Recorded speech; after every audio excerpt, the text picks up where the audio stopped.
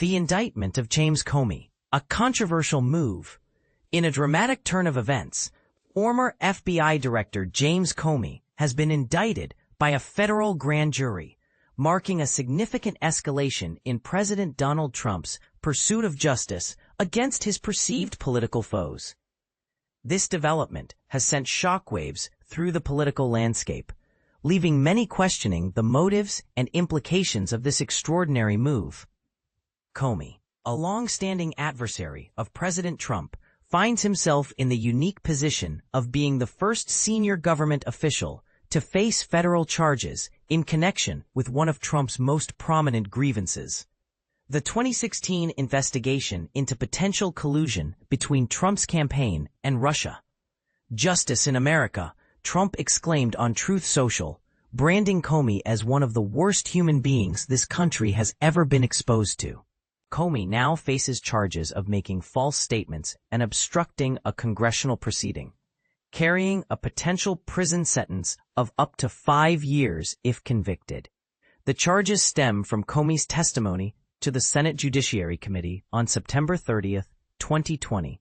A source revealed to CNN's Jake Tapper that the indictment for lying to Congress is linked to the FBI's Arctic haze leak investigation, involving classified information that appeared in 4 newspaper articles. In his testimony, Comey, appearing via Zoom, stated that he had not authorized someone else to be an anonymous source in news reports. The indictment claims this statement was false. Comey responded to the indictment with a defiant Instagram video, declaring, "Let's have a trial and keep the faith." He added, "My heart is broken for the Department of Justice, but I have great confidence in the federal judicial system, and I'm innocent." Attorney General Pam Bondi emphasized, "No one is above the law," reflecting the Department of Justice's commitment to holding powerful individuals accountable for misleading the American people. But here's where it gets controversial. The indictment was presented by Lindsey Halligan, Trump's former personal attorney and the new top prosecutor in the Eastern District of Virginia. Notably, she was unaccompanied by any career prosecutor and was the sole Justice Department official to sign the charging documents. During a brief hearing, a judge announced the case against Comey, with 14 jurors agreeing to indict on the counts of false statements and obstruction of a congressional proceeding.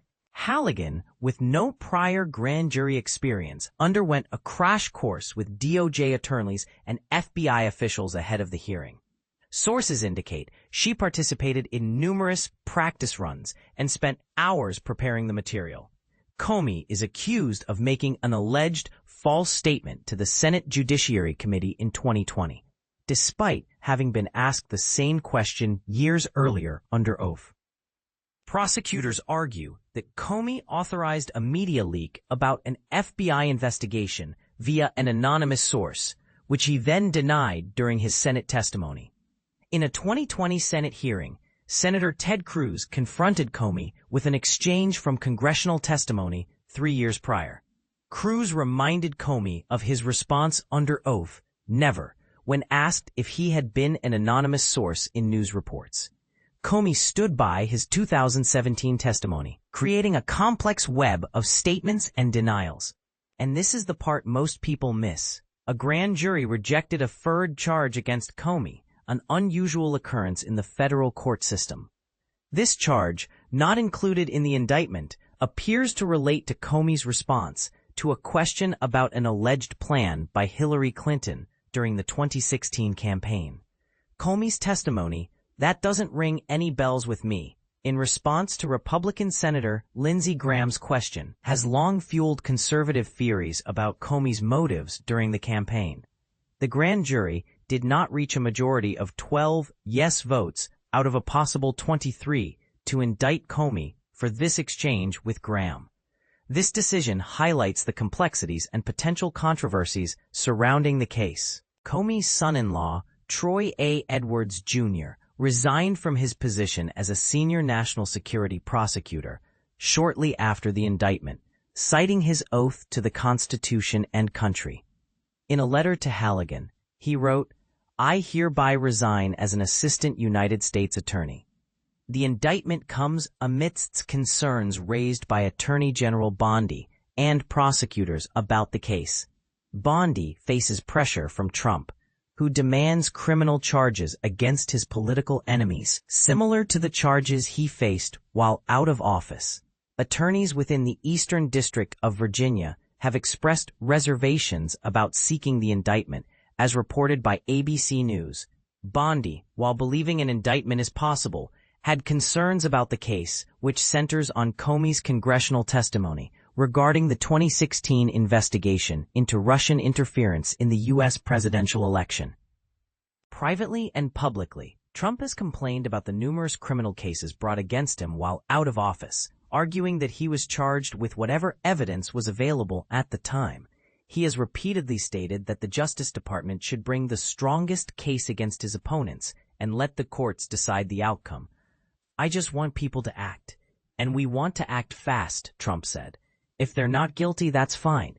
If they are guilty, or if they should be charged, they should be charged, and we have to do it now." The indictment has divided opinions within the White House. Some view Halligan's decision to bring the case as a risky move to please Trump, while others argue that if Trump was prosecuted, Comey and others like him should face similar consequences. Comey is expected to be arraigned in federal court in Alexandria, Virginia, on October 9th. What do you think? Is this indictment a just move, or is it a politically motivated decision? Share your thoughts in the comments, and let's discuss this controversial development further.